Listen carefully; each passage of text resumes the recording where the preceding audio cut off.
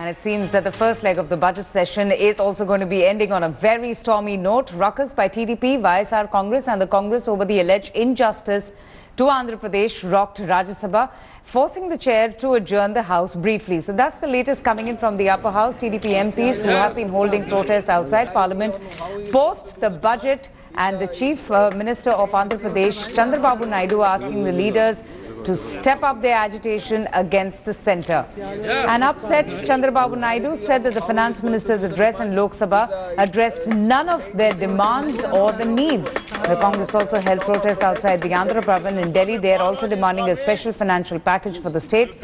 Left yesterday had called for a statewide bandh in the state of Andhra Pradesh to mount pressure on the centre for the special economic package. So in this leg of the budget session, the lower house has shown only 26% productivity, while Rajya Sabha has recorded 88% of work done. The only bill that has been tabled this session was the finance bill.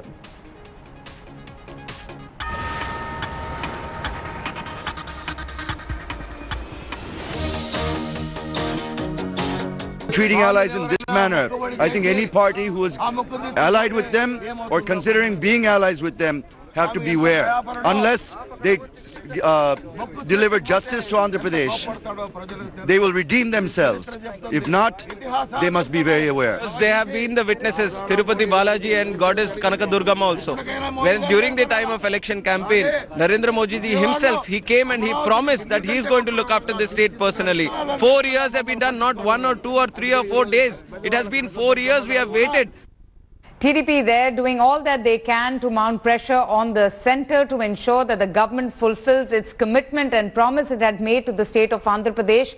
And here's one TDP MP, N. Shiva Prasad, who found a rather unique way to express his dissent and to draw the centre's attention to Andhra's demands. Take a look.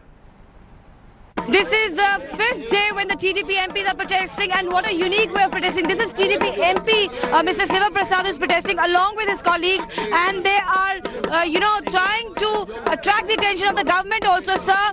This is really interesting. You are protesting in a unique fashion. You are a sitting member of parliament, but you are here dressed up as an Ojha. Madam, Modi Sahib is deceiving the Andhra people. At the time of elections, he has given so many assurances. We are a newly bifurcated state. We are under new formation. We have no capital. We have no funds. We are in the deficit budget.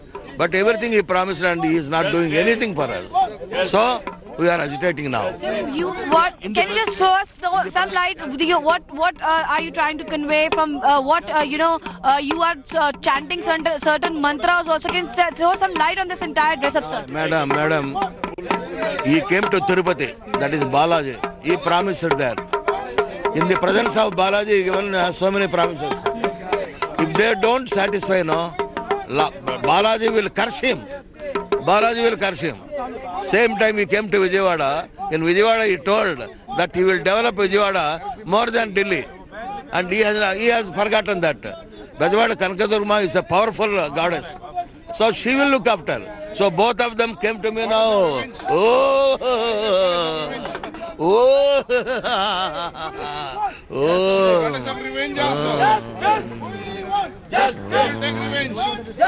What is her demand? What does she want?